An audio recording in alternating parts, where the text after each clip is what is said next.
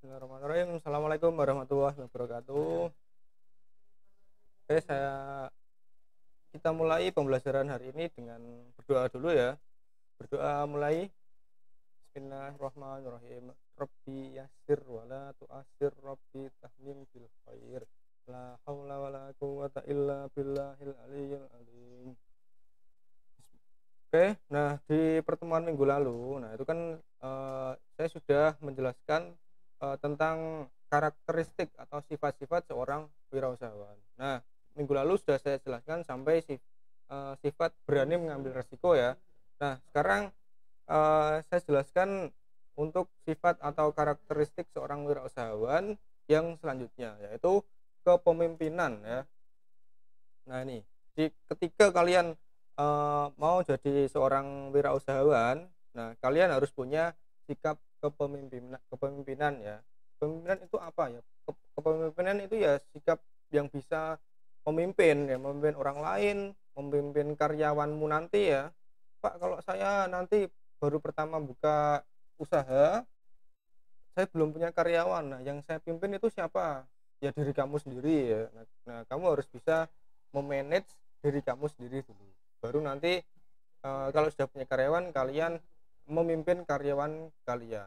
Nah, seorang pemimpin itu harus punya ini, harus punya visi yang jelas. Visi itu tujuan. Punya tujuan yang jelas, memiliki integritas dan kejujuran. Nah, pemimpin kalau nggak punya kalau nggak jujur gimana ya, nanti tidak dipercaya sama anak buahnya gitu. Kemudian mampu berkomunikasi dengan baik, menjadi teladan, rendah hati, mau mendengar, mampu memotivasi orang lain untuk melakukan tugasnya dan berlaku adil. Nah, jadi kalian kalau mau jadi seorang wirausahawan atau pengusaha, kalian harus punya sifat kepemimpinan ya. Minimal kalian harus bisa memimpin diri kalian sendiri. Itu.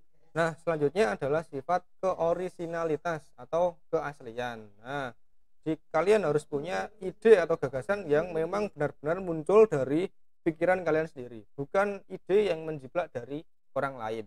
Nah, itu ya. Kalau di sini penjelasannya seperti apa ini? Nah, keaslian, ide, gagasan, pemikiran, dan keputusan dapat diperoleh dengan keluasan wawasan dan kemampuan berpikir kreatif serta melihat peluang yang ada. Nah, jadi ide asli yang muncul dari kalian itu bisa jadi dari ide yang muncul ketika kalian eh, misalnya ya melihat lingkungan sekitar kalian. Misalnya ya kalian mau mau usaha di bidang kuliner, misalnya di bidang penjualan makanan. Nah, kalian ketika kalian mengamati lingkungan, nah, kan sudah ada pedagang bakso tuh misalnya ya. Nah, sudah ada pedagang bakso yang menjamur, sudah ada pedagang bakso yang banyak sekali misalnya. Nah, kalau kalian mau bikin eh, usaha yang serupa, mau bikin usaha di bidang kuliner, di bidang penjualan bakso, nah kalian harus punya ide yang berasal dari pemikiran kalian sendiri. Misalnya ya, kalau usaha yang kalian buat di bidang bakso tadi, kalian inovasikan. Misalnya di inovasi baksonya dibuat misalnya bakso bledek misalnya. Nah, itu namanya inovasi yang berasal dari ide atau pemikiran kalian sendiri. Nah, itu. Nah, jadi produk kalian nanti itu adalah produk yang benar-benar produk yang berasal dari ide kalian atau pemikiran kalian sendiri. Jadi harus benar-benar asli. Itu.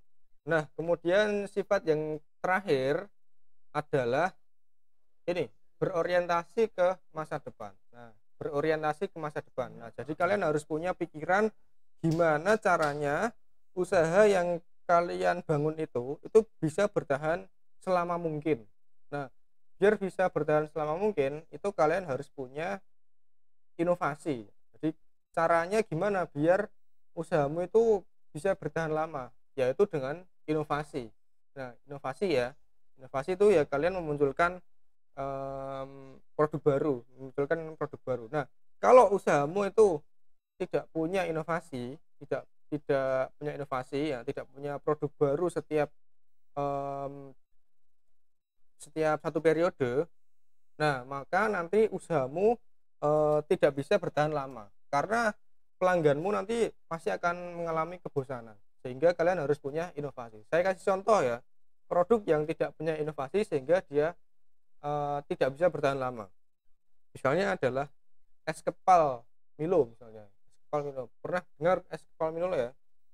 Nah, untuk es kepal Milo, nah kenapa kok dia tidak bisa bertahan lama?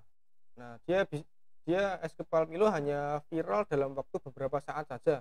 Nah, kenapa kok tidak bisa bertahan sampai sekarang? Ya karena dia tidak punya inovasi, produknya hanya itu saja, sehingga dia eh, tergeser oleh produk yang lain. Nah, seperti itu. Nah, makanya nanti kalau kalian sudah mulai buka usaha, punya usaha di bidang makanan misalnya, ya kalau kalian harus melakukan inovasi supaya usaha kalian itu bisa bertahan selama mungkin. Nah, itu namanya contoh sifat berorientasi ke masa depan. Nah, intinya kalian harus berinovasi. Seperti itu ya. Oke, demikian yang dapat saya sampaikan ya. Nanti kalau misalnya masih bingung, ada yang mau ditanyakan, silahkan bisa chat ke WA saya, bisa bertanya ke grup Telegram atau kalian berkomentar di e-learning. Silahkan ya. Demikian yang dapat saya sampaikan. Saya akhiri. Wassalamualaikum warahmatullahi wabarakatuh.